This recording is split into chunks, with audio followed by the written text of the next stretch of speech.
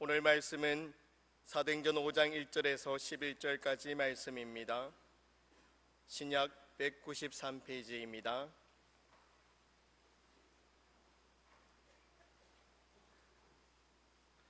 아나니아라는 사람이 그의 아내 삽비라와 더불어 소유를 팔아 그 값에서 얼마를 감춤해 그 아내도 알더라.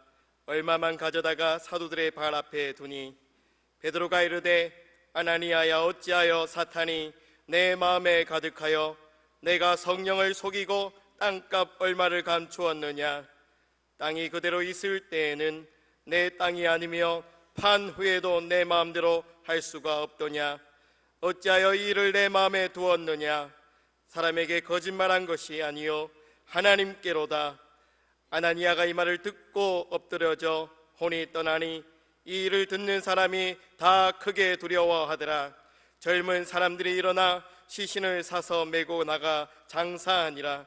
3시간쯤 지나 그의 아내가 그 일어난 일을 알지 못하고 들어오니 베드로가 이르되 그 땅 판값이 이것뿐이냐? 내게 말하라 하니 이르되 예, 이것뿐이라 하더라. 베드로가 이르되 너희가 어찌 함께 깨하여 주의 영을 시험하려 하느냐? 보라, 내 남편을 장사하고 오는 사람들의 발이 문 앞에 이르렀으니 또 너를 메어 내가리라 하니 곧 그가 베드로의 발 앞에 엎드려져 혼이 떠나는지라. 젊은 사람들이 들어와 죽은 것을 보고 메어다가 그의 남편 곁에 장사하니 온 교회와 이를 듣는 사람들이 다 크게 두려워하니라. 아멘. 예루살렘 초대교회는 처음 시작하자마자 굉장한 역동성을 가지고 매일같이 구원받는 사람이 교회로 몰려오는 참 놀라운 교회였습니다. 오늘 본문은 한창 성장 인로에 있던 예루살렘 초대교회를 심각한 위기로 몰아갈 수 있었던 한 중대한 사건을 소개하고 있습니다. 아나니아 삽비라 부부가 공개석상에서 사도 베드로의 무서운 책망을 받았습니다. 그리고 그 자리에서 바로 넘어져 죽었습니다.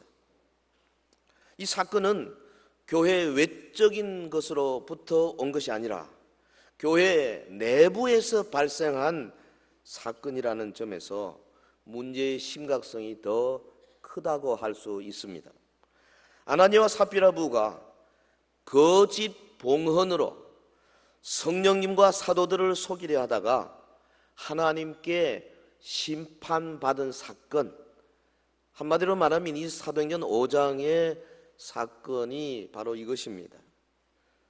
당시 유무상통의 신앙 공동체를 유지하던 초대교회의 순수성 혹은 연합 일치를 위협하는 중차대한 사건으로 그 배후에는 물론 교회를 무너뜨리고자 하는 사탄의 관계가 깊숙이 개입되고 있었다. 사도 베드로가 그렇게 판단했습니다. 투지하다시피 우리 예수님 승천하시고 오순절 성령 강림으로 예루살렘 초대교회가 갓 태동되었지 않습니까? 이제부터 주님의 재림 때까지, 그러니까 이 땅 위에서 택한 성도들의 모임으로서 복음의 전진 기지로서의 비상한 시대적 소명을 감당해야 하는 교회였어요. 이런 상황에서 아나니아 부부 사건은 말하자면 이제 막 전적 헌신과 사랑으로 태동되어 성장하는 초대교회의 순수성, 성령님의 역사의 완전성, 이런 것들을 심각하게 위협하는 그런 사건이 아닐 수 없습니다. 그래서 오늘 말씀은 이 교회의 거룩과 순결의 중요성에 관한 말씀입니다. 교회가 능력 있는 교회 되기 위해서는 무엇보다도 내적인 순결을 유지해야 한다. 본문이 우리에게 주는 교훈이라고 생각이 돼요. 사도행전이 보여주는 교회의 여러 특징 가운데 하나, 거룩과 정직을 추구하는 공동체. 오늘 본문을 중심으로 해서 이 초대교회의 거룩과 정직의 모습을 찾아보고 또 나가서 신구약 성경에 나타난 이 거룩과 정직에 대한 하나님의 뜻을 살펴보겠습니다. 그리고 어떻게 하면은 우리 교회가 저와 여러분이 사랑하는 우리 교회가 더욱더 거룩해지고 더욱더 순결해지고 더욱더 정직해지는 교회가 될 수 있을까? 함께 고민하는 시간이 되기를 바랍니다.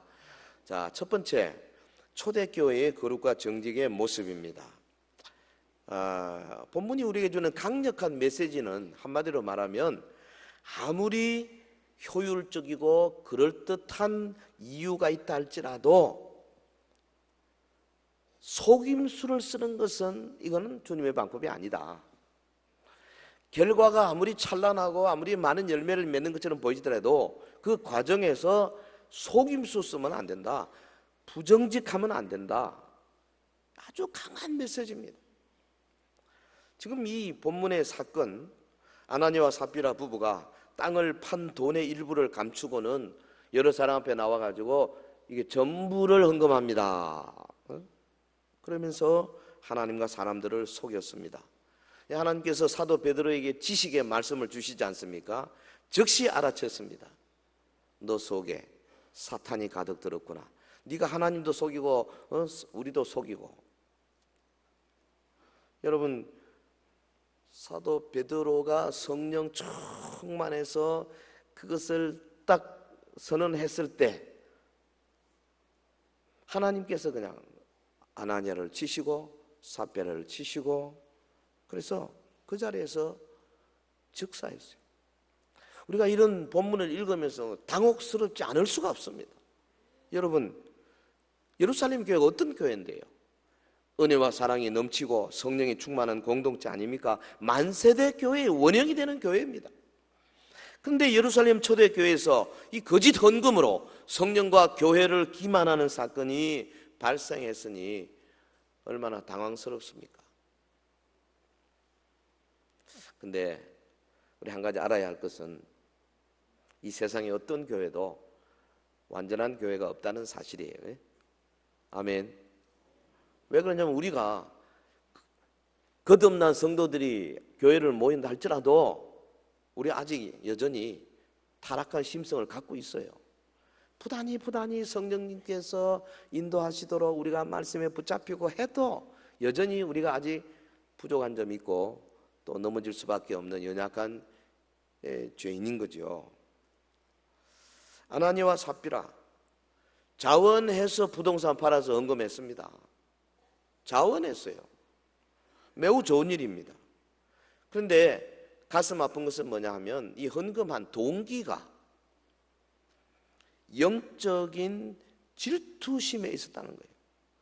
당시 성도들에게 존경받던 바나바라는 사람, 자신의 가진 것을 다 팔아서 사도들에게 발 앞에 갖다 놨습니다. 많은 교회 성도들이 보고 막 기뻐하고 바나바를 높이고 그랬어요. 이거 보면 헌금은 반드시 익명으로 하는 것만은 아닙니다. 이름 밝히지 말아라 뭐 이런 분들이 있긴 한데요. 바나바가 익명으로 했으면 사도행전에 기록될 리가 없죠. 이 아나니와 삽비라가 이 바나바가 칭송받는 것을 보니까 마음에 참 부러움이 넘친 겁니다. 근데 여러분, 헌금이란 부러워서 하는 것이 아니죠. 의무적으로 하는 것도 아닙니다. 헌금은 하나님께 받은 은혜가 커서 감사함으로 드리는 것인 줄 믿습니다. 아나니와 삽비라는 바나바를 칭찬하는 성도들의 소리에 질투가 나가지고 위선적인 행동을 저질렀습니다. 그들은 하나님을 속일 수 있다고 생각했습니다. 그들은 사도를 속일 수 있다고 생각했습니다. 그 두 부부는 교인들을 속일 수 있다고 생각했습니다. 하나님이 이들을 용서하지 않으셨습니다. 성도 여러분, 하나님은 왜 이렇게 극단적이고 정말 잔인한 방법으로 이들 부부를 죽여버리셨을까요? 참 주님의 심정을 우리가 다 알 수가 없겠어요. 그렇지만 한 가지 분명한 것이 여기 드러나는 건 뭐냐 하면은 하나님의 교회에서 거룩과 정직과 순결보다 더 중요한 가치는 없다 하는 것입니다. 사도행전적 교회는 거룩과 정직을 계속하여 추구하는 교회. 그 신학자 요한 칼빈 선생이 오늘 본문을 주석하면서 이 아나니아의 죄를 5가지로 이렇게 말했어요. 첫째, 하나님을 업신여겼다. 두 번째, 하나님께 거짓된 봉헌을 했다. 세 번째, 교회에서 명예를 얻으려는 패역한 허영심에 물들었다. 네 번째, 주님의 사랑을 배신했다. 다섯 번째, 위선이다. 그리고 마지막으로 거룩한 교회를 죄로 오염시키려 한 죄. 물론 이 사건은 사탄의 비밀 쓰는 활동에 의한 것이지요. 3절에 그것이 나타나지 않습니까? 사탄은 복음의 전진 기지가 될 교회의 내부에 틈을 타서 교회를 약화시키려 하였습니다. 사탄은 아나니아 부부의 공명심을 이용해서 교회 내 시기와 분열과 거짓의 독소를 퍼뜨림으로써 교회의 순수성과 일치를 깨뜨리려고 했습니다. 만일 하나님이 이 사건을 그냥 방치하셨더라면 성도들의 봉사의 동기가 순수한 사랑이 아니고 불순한 자만심과 공명심으로 변질될 위험이 있었어요.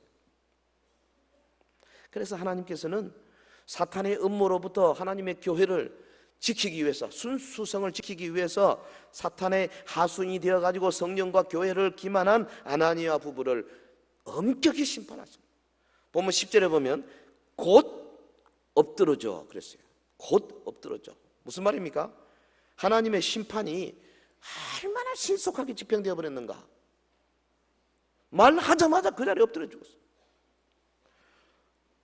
아마 베드로도 깜짝 놀랐을 겁니다.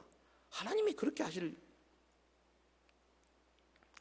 이 사건이 어떤 결과를 가지고 됐습니까? 온 교회에 성도들이 그전까지 어떻게 했습니까? 서로 만나고 좋아하고 칭찬하고 막 왕성하게 막 매일같이 모여서 사도들의 가르침 받고 떡을 떼고 기도하기를 전에 힘쓰고 막 유무상통 없이 그러다가 이 어마어마한 사건이 탁 발생하니까 수천 명의 교회 성도들이 입을 탁 다물은 거죠. 조용해진 거죠. 엄숙해진 것이죠. 이야, 하나님께서 우리 한 사람 한 사람의 삶 속에 직접 개입하시는구나. 막 하나님의 그 의미하심, 하나님의 거룩하심 앞에 옷깃을 여미게 된 겁니다. 조심하게 된 거죠. 하나님이 살아계셔서 친히 교회를 감찰하신다는 인식이 온 교회 안에 아주 마음속에 깊이 각인이 된 사건이에요. 사랑하는 성도 여러분, 오늘 우리 교회도 초대 교회의 역동적인 성령의 사역을 목격하게 되기를 바랍니다. 거룩한 교회, 정직한 성도들, 순결한 삶, 이것이 최고의 비전이고 최고의 목표가 되는 공동체가 되기를 주의 이름으로 축원합니다.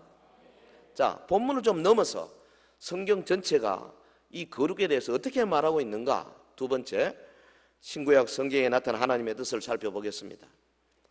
이 사건을 통해서 우리가 제일 먼저 생각되는 것이 뭐냐면 하나님의 거룩이라고 하는 주제죠.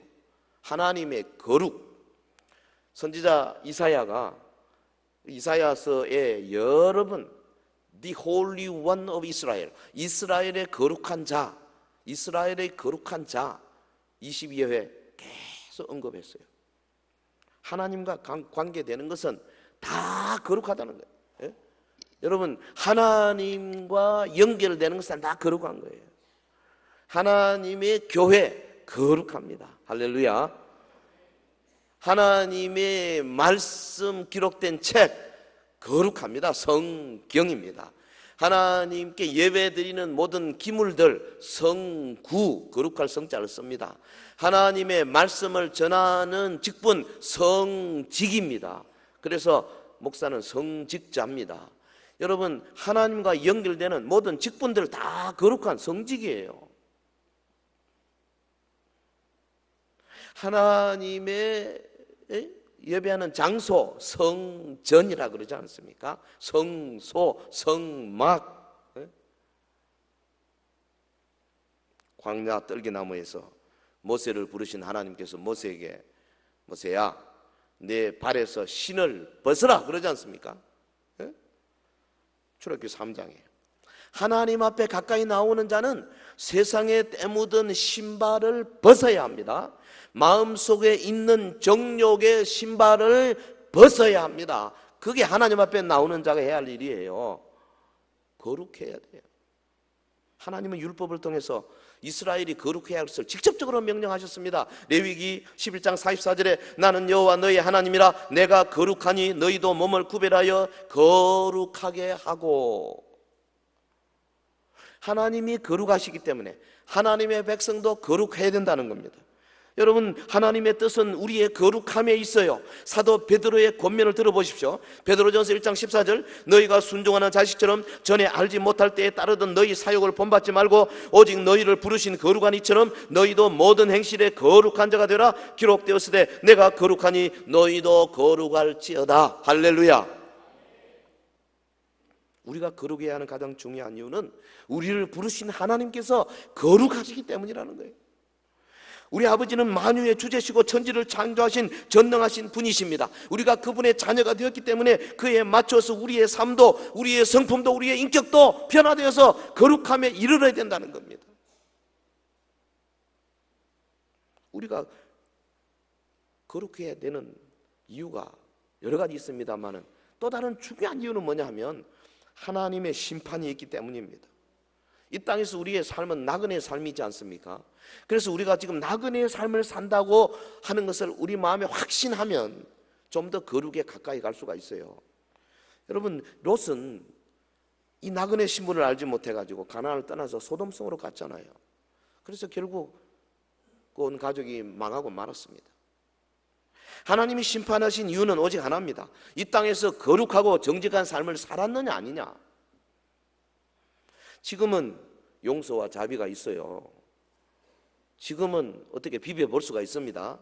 주님의 긍휼에 무릎 꿇고 빌면은 가능성이 있지만은 그러나 최후의 심판 날에는 용서나 자비가 없습니다. 행위대로 판단할 뿐입니다. 그래서 17절이 뭐라고 말합니까? 외모로 보시지 않고 각 사람의 행위대로 심판하시는 이를 너희가 아버지라 부른즉 너희가 나그네로 있을 때를 두려움으로 지내라. 외모로 보시지 않는다. 외모가 뭔데요? 지위, 학벌, 재산, 학력, 권세, 교회 안에서의 직분, 이런 것들이죠. 여러분, 교회의 일을 열심히 하는 건 매우 좋은 일입니다. 그러나 그렇다고 자만하지 마시기 바랍니다. 그 열심히 한다고 다 거룩한 것이 아니에요. 열심과 거룩은 별개의 문제입니다. 열심히 일하는 그 행위에 사심이 없어야지 조금이라도 죄악된 마음이 있어서는 안 되는 것입니다. 하나님은 사심 없이 하나님의 영광만을 위하는 거룩한 마음이 바탕이 된 행위만을 기준으로 판단하십니다. 할렐루야. 이거 잘 들으셔야 돼요. 목사가 설교할 때도요, 사심이 없어야 돼요. 어떻게 하면 좀 이렇게 좀 인기를 끌까? 어떻게 하면은 좀 내가 하고 싶은 대로 해가지고 어떻게 좀 바꿔볼까? 이런 게 다 사심이거든요. 오늘 본문에 말씀 있는 그대로 해야 됩니다. 어떻게 하면은 거슬리지 않게 살짝 넘어갈까? 그래서 어떤 주제가 있는데도 불구하고 슬그머니 넘어가는 거, 이게 사심이에요. 여러분, 교회에서 일할 때 얼마나 이런 사심들이 많은지 모릅니다. 심지어는 앞에 나와서 특송하는 사람들도 사심이 있을 수가 있어요. 헌금할 때도 사심이 들어갈 수가 있어요. 남의 발을 씻겨주면서도 사심을 가지고 할 수도 있어요. 뭐 노회나 총회 가보면 뭐 말을 다 할 것 없고요. 그런 일들을 맡을 때 얼마나 지역성이 가깝고 자기 뭐 학교 출신들 따지고 뭐 이런 게 다 사심들입니다. 우리가 약했어요. 그거 뭐 완전히 없을 수는 없지만은 그러나 부단히 그것을 줄이려고 해야 됩니다. 왜 같은 지역 사람들이 출마하면 무조건 밀어줘야 됩니까? 옆집에 산다고. 같이 공부했다고. 하나님의 나라에 일을 하기 위해서 하나님의 뜻이 어디 있느냐, 그게 봐야 되지. 이거 전신의 호남, 영남, 중부, 무슨 난리법석이 난리법석. 하나님은 외모로 보지 않습니다. 유명한 기독교 변제학자 C.S. 루이스는 인간의 교만에 이런 말을 했어요. 우리가 신앙생활을 하면서 우리 자신이 다른 사람과 비교해서 좀 더 선하다, 좀 더 낫다, 좀 더 거룩하다는 생각을 할 때마다 우리는 하나님의 지배를 받는 사람이 아니고 마귀의 지배를 받고서 행동하는 사람이 된다. 이것을 꼭 기억하라. 왜냐하면 그런 마음의 태도는 영적으로 교만이라고 하나님이 선언하셨고, 그런 교만한 자를 하나님이 대적하시기 때문이다. 그리고 이런 교만은 하나님을 철저하게 대적하는 인간의 악한 마음의 상태를 드러내는 것이다. 여러분, 우리 마음속에 뭔가 담고 하나님에 나가는 게 바로 교만이에요. 아주 철저하게 자기를 비워야 돼. 자아를 넘어서야 된다, 그 말이에요. 할렐루야. 이 말을 하는 저도 사실 쉽지 않습니다. 이게 정말 어려워요. 이거 극복하기가. 내 이름 좀 안 불러주나, 저 후배가 먼저 나서 금방지게, 이런 생각이 자꾸 들어가는 거예요. 나이가 좀 들면서 더 해요, 이게 이제. 여러분, 우리 교회 안에 직분자 뽑을 때도 그렇지 않습니까? 얼마나 사심들이 많느냐 이 말이에요.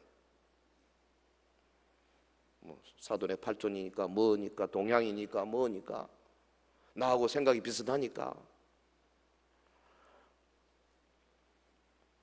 우리 속에 21세기 아나니와 삽비라가 가득 들어있는 것이 아니냐 이 말이에요.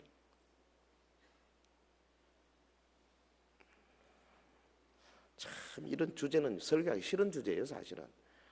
이게 순서대로 가다 보니까 안 할 수도 없고요. 여러분, 거룩이라는 말은 이 세상 것에 대하여는 잘 사용되지 않는 말입니다.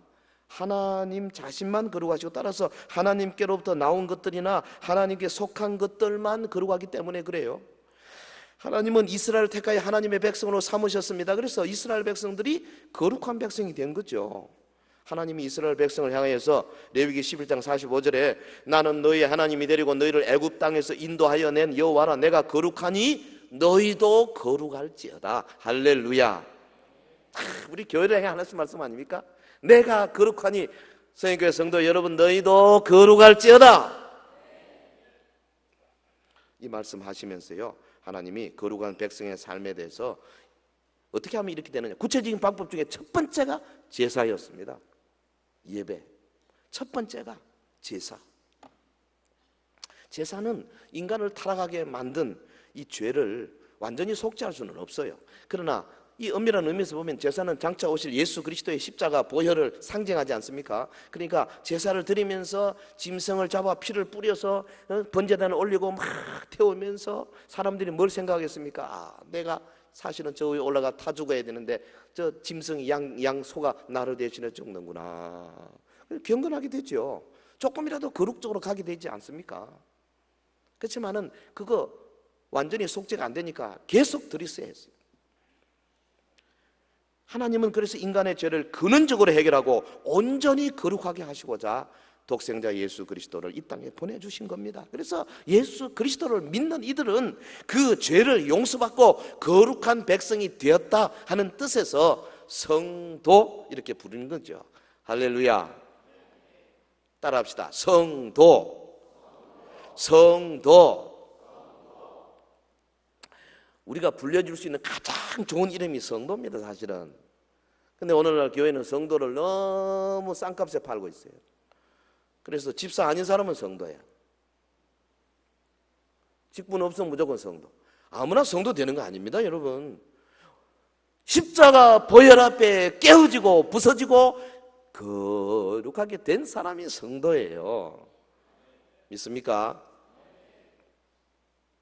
주님의 말씀을 기억하시기 바랍니다. 내가 거룩하니 너희도 거룩할지어다. 자, 세 번째. 그러면 어떻게 하면 우리가 거룩하고 정직한 교회가 될 수 있을까? 이제 이게 오늘 핵심적인 주제죠. 현대 교회의 위기는 교회 내부가 이미 물량주의와 세속주의로 오염되어 있고 거짓말에 대한 불감증이 갈수록 심해지고 있다는 데 있습니다. 뭐 큰 거짓말뿐 아니라 작은 거짓말 아무런 가책도 없이 버젓이 통용되고 있어요. 분명히 거짓말 했는데도 뭐 교회가 뭐 어떻게 할 수도 없고 그냥 뭐 다 봐줘버리고 뭐 넘어가고 뭐 다 그렇습니다 지금. 응? 수단이야 인간적이더라도 뭐 약간의 부정과 뭐 약간의 뭐 거짓이 개입되더라도 그 목적이 좋고 뭐 결과가 좋고 뭐 교회가 숫자가 많아지고 뭐 예산이 좀 많아지고 뭐 교회 예배당을 크게 짓고 이러면 좋은 거 아니냐? 아니한 인식이 팽배합니다. 이것은 교회도 그렇고 제가 알기로는 신학교도 그렇더라고. 이번에 감사하는 거 들어보니까 뭐 이거 뭐 난장판이에요, 난장판. 아니 어떻게 거룩한 하나님의 기관을 처음 스타트부터 그렇게 해야 돼요. 과정에서부터 시작돼야 되는 겁니다. 할렐루야. 우리 교단만 하더라도요 설립 100년의 역사 1만 2천여 교회와 300만 명에 육박하는 교인들 대단하죠. 103개국에 파송된 2200여 명의 선교사 여기에 거대한 예배당과 수만 명 이상 되는 교인들을 자랑하는 교회들이 뭐 대구는 별로 없지만 저 서울에는 많습니다. 이런 숫자나 이런 규모, 이런 소유, 이런 요소들을 만약에 경쟁력으로 내세운다면은 아마도 하나님의 눈에 볼 때는 매우 천박할 것입니다. 하나님은 그런 것 전혀 신경 안 쓰시거든요. 여러분 20세 이상 되는 남자들 60만 명이 애국을 벗어나서 나와가지고 다 죽고 59만 9,998명이 죽고 2명만 들어갔어요. 가나안 땅에. 하나님은 숫자에 별로 신경 안 쓰세요. 우리가 신경 쓰는 거죠. 교회 간에도 예산, 교인 수, 예배당 평수, 오케스트라, 뭐 찬양대 뭐 이런 걸 가지고 경쟁하는 것에 이미 익숙해 있습니다.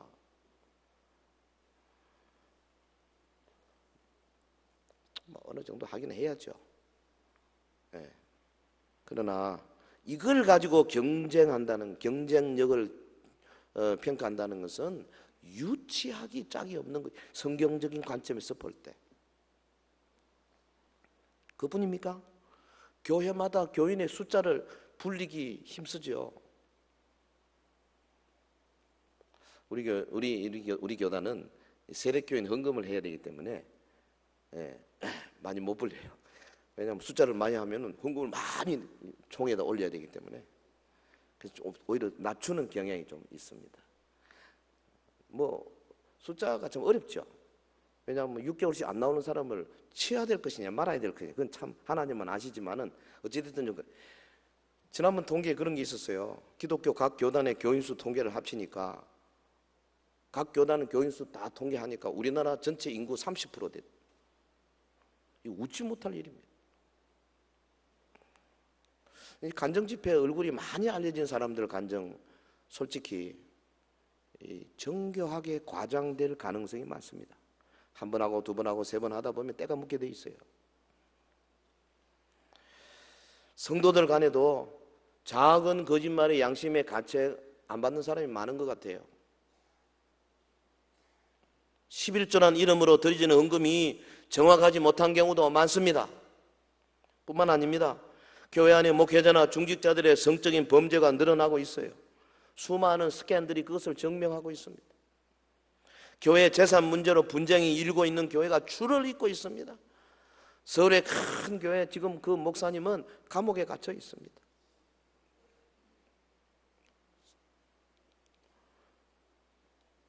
이번에 우리 총회도 솔직히 다른 문제가 아니잖아요. 돈 문제하고 이 성의 문제 때문에 참 개회 때부터 시끄러워가지고 아슬아슬하게 계속 월화수목 금까지 가서 막판에 가서 그만 엉망이 돼버리고 말이에요. 여러분 우리 교단을 위해서 기도 많이 해야 됩니다. 지금 인터넷이나 뭐 신문에 좀 뭐 완전히 뭐 이거 참 고개를 들고 나갈 수 없을 만큼 되어 있습니다. 숨길 수가 없어요. 다 요즘은 뭐 전부 이거 뭐 오픈된 세상이 돼서. 왜 그런지 아십니까? 이 거룩에 대한 개념이 너무 약해요. 너무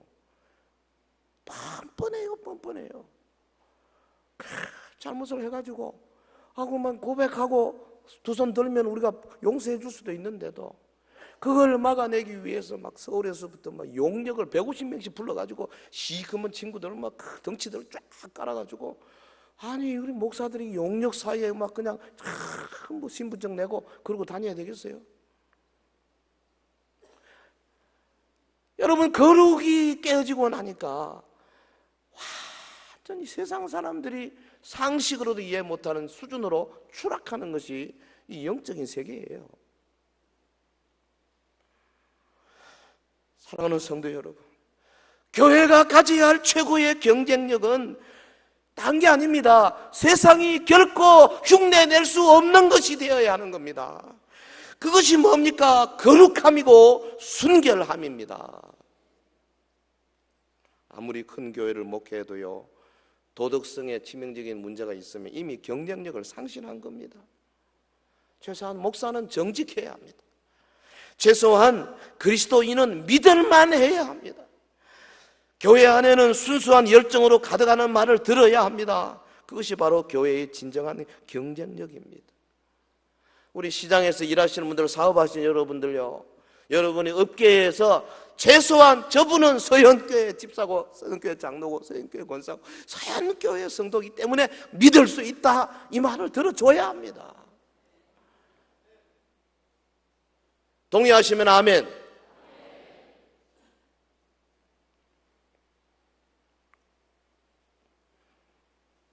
슬프게도 지금의 교회는 세상과 똑같은 것을 가지고 경쟁하려고 애쓰고 있어요. 물량적인 문 가지고 혹은 무슨 권세 가지고 돈 가지고 경쟁하려고 하고 있다, 그 말이죠. 그러나 세상은 교회에서 이 세상에 없는, 세상이 흉내낼 수 없는 그 어떤 것이 없느냐, 이런 걸 찾고 있는 거 아니겠어요? 사람들은 교회에 얼마나 언금이 많이 들어오는가 그 별로 관심 없습니다. 오히려 그 돈이 아름답게 쓰이는 것을 보고 싶어 하고 있습니다. 여러분, 어떤 브랜드의 옷을 입고 어떤 자동차를 타고 와서 예배를 드리느냐, 그것보다도 노숙자를 먹이기 위해서 앞치마를 두르고 뛰는 모습 보고 싶어 하고, 반찬 통을 들고 차상의 계층에 허름한 대문을 두드리는 모습에 감동되는 것이 세상입니다. 세상은 교회에 대하여 잘 모릅니다. 그러나 그들은 하나님이 주신 양심과 도덕적인 잣대로 교회를 평가하고 있는 거예요. 사랑하는 성도 여러분, 어떻게 우리가 성품과 행실과 삶에 있어서 거룩하고 온전해질 수 있을 것인가? 무엇보다도 우리가 거룩에 대한 개념이 확실히 서야 되고요, 하나님이 거룩하시고 우리를 거룩하게 하도록 원하시고 계신다는 사실 앞에서 아주 철저하게 무릎을 꿇어야 돼. 그리고 히브리서 10장에 보면 우리로 하여금 그리스도 안에 있어야 한다 그랬어요. 10장 11절, 제사장마다 매일 서서 섬기며 자주 같은 제사를 드리되 이 제사는 언제나 죄를 없게 하지 못하거니와 오직 그리스도는 죄를 위하여 한 영원한 제사를 드리시고 하나님 우편에 앉으사 그 후에 자기 원수들을 자기 발등상이 되게 하실 때까지 기다리시나니 그가 거룩하게 된 자들을 한 번의 제사로 영원히 온전하게 하셨느니라. 할렐루야. 언제나 그리스도 안에 있어야 돼요. 14절에 보면 거룩하게 된 자들, 이거는 다른 말하면 거룩하게 되어지는 자들이라는 뜻입니다. 하나님의 백성이 되어서 신분적으로는 온전히 거룩하게 되었지만은 그러나 성품과 행실과 삶에 있어서 점점 거룩을 향하여 달려가고 있는 사람들. 근데 누가 그렇게 만드느냐? 그가 예수님이죠. 예수님이 우리를 영원히 온전케 하신다는 거예요. 그렇기 때문에 우리가 거룩해지기 위해서는 다른 게 없어요. 예수님 안에 있어야 돼요. 내 노력으로 안 됩니다. 날마다 예수님 안에 있어요. 예수님과 가까이 있어야 돼요. 예수님을 붙들고 늘어져야 됩니다. 예수님 없이는 못 산다고 고백해야 합니다. 부부가 멀리 떨어져 안 되듯이 매일 같은 침대에서 같은 이불을 사용해야 되듯이 우리는 예수님과 그냥 계속 같이 살아요. 예수님 안에 있어야 돼요. 저가 내 안에 내가 저 안에 있으면 이 사람은 과실을 많이 맺나니 나를 떠나서는 너희가 아무것도 할 수 없다 그랬지 않습니까? 네? 도자기가 온전한 모습을 갖추고 광택이 나는 걸작품이 되려면 도공의 손 안에 있어야 돼요. 성도는 온전히 거룩해지기 위해서 주님의 품을 한시라도 떠나면 안 됩니다. 아멘. 주님 품 안에 안 떠나기 위해서 그게 교회 아닙니까? 예배 아닙니까? 계속 여기 떠나면 안 돼요. 그리고 한 걸음 더 나아가서 되게 되느냐? 주님의 말씀만을 따라 살아야 돼요. 네? 성령이 증언하시는 주님의 말씀입니다. 16절에 그날 후로는 그들과 맺을 언약이 이것이라 하시고 내 법을 그들의 마음에 두고 그들의 생각에 기록하리라. 언제나 그리스도 안에 있어야 된다는 것, 이 연장선상에 있는 게 뭐냐 하면은 그리스도 안에 있다는 것은 모든 것을 주님께 맡긴다는 것이고 다르게 말하면 주님의 법을 따라 살겠다는 결단입니다. 주님 안에 있다는 말은 주님이 주신 말씀대로 순종한다는 말이에요. 아멘. 이 주님 말씀대로 순종하자는 말 하도 많이 들어가지고 어지간히 가지고는 뭐 간에 기별 안 가. 어떻게 하면은 대못을 그냥 가슴에다 박을 수 있을까? 말씀대로 순종한다는 거 어떻게 하면 박을 수 있을까? 이게 설교자의 고민이에요. 말씀대로만 살기를 노력해야 되는데 뭐 실수하죠. 넘어집니다. 우리가 뭐 완전하지 않기 때문에 죄를 짓습니다. 아차 하는 순간에 과장하고 아차 하는 순간에 거짓말하고 아차 하는 순간에 옛날에 했던 버릇을 또 나옵니다. 너무 정죄하지 마십시오. 우리 다 약하니까요. 하지만은 돌아서지 않고 계속 잘못하고 그건 안 되죠. 죄송합니다 주님, 내가 또 실수했군요. 내가 또 죄를 지었군요. 주 앞에 엎드리지야죠. 회개해야 되죠. 어떤 목사님 하루에 15번 회개한다는데 그리는 못하더라도 수시로 회개해야 돼요. 십자가 보혈. 그래서요 이 회개하는 성경 구절 같은 것들 몇 개 외워 있으면 제일 좋고요. 회개하는 찬송가 알고 있으면 제일 좋아요. 천부의 여지없어서 손들고 좋지 않습니까? 내 죄를 회개합니다. 주님 나를 사하여 주옵소서. 내가 그리스도 안개 십자가에 못 박혔습니다. 그런 적 이제는 내가 내 안에 그리스도께서 사신 것입니다. 고백하셔야 돼요. 만일 우리가 우리 죄를 자백하면 저는 미쁘시고 이로사 우리 죄를 사시며 모든 불의에서 우리를 깨끗하게 하시리라. 성경 구절을 암송하고 고백하고 십자가를 생각하고 갈보리 십자가 앞에 가서 묵상하고 찬송하고 끊임없이 자기를 쳐서 복종시켜야 돼요. 그래서 이런 과정을 통해서 조금씩 주님의 모습을 지금 닮아가는 겁니다. 주님의 거룩을 체험해 가는 겁니다. 넘어지는 자신의 모습을 보면서 실망하지 마십시오. 다시 일어서면 되는 거예요. 다시 일어서서 항상 예수 안에 있기를 힘쓰고 하나님 주신 말씀을 붙들고 그 말씀대로 순종하려고 몸부림치는 때에 성령께서 우리를 끌고 가시면서 어느덧 이래 보면 내가 작년보다 많이 달라졌구나, 많이 경건해졌구나, 많이 거룩해졌구나 깨닫게 될 것입니다. 성도 여러분, 교회는 다시 태어나고 거듭나야 합니다. 교회가 주님의 능력을 되찾으려면 내적인 순결을 유지해야 합니다. 할렐루야. 기억해야 할 것은 하나님은 죄에 대해서 무디신 분이 아니라는 사실이에요.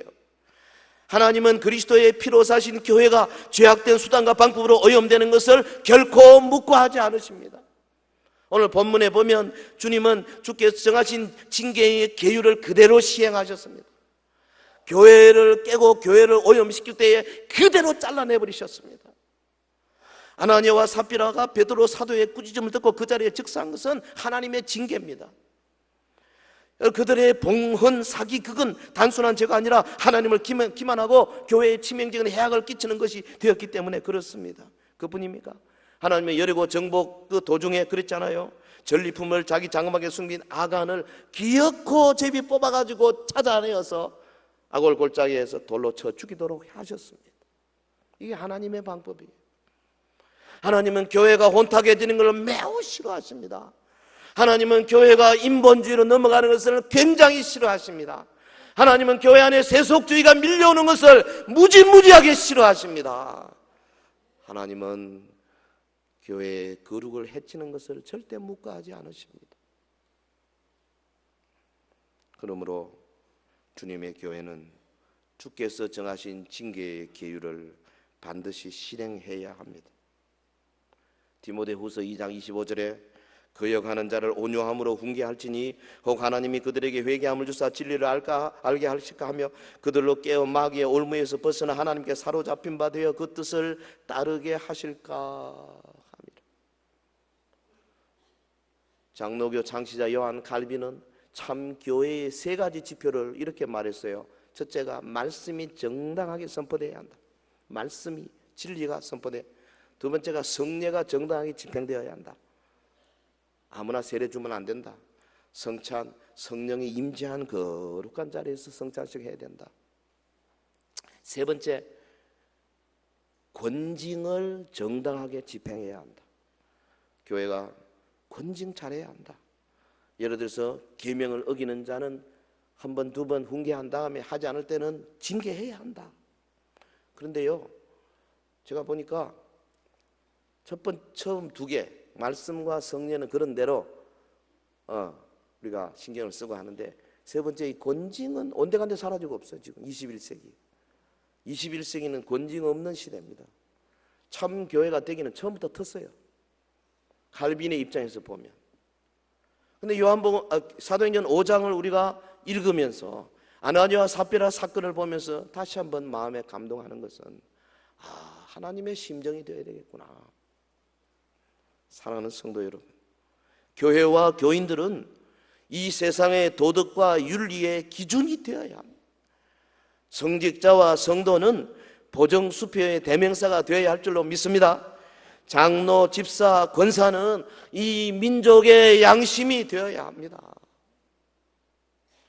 우리 교회는 거룩과 정직을 최고의 가치로 삼고 교회의 본질 회복에 더욱 노력을 기울여야 되겠습니다. 우리 교회 위에 하나님께 대한 거룩한 두려움이 임해서 성도들 한 사람 한 사람 다 주님의 거룩을 묵상하면서 내 삶 속에, 우리 구역에, 우리 전도에, 그리고 우리의 사역팀에 주님의 거룩이 훼손되지 않도록 최선을 다하는 저와 여러분 되시기를 예수 이름으로 축원합니다. 기도하겠습니다.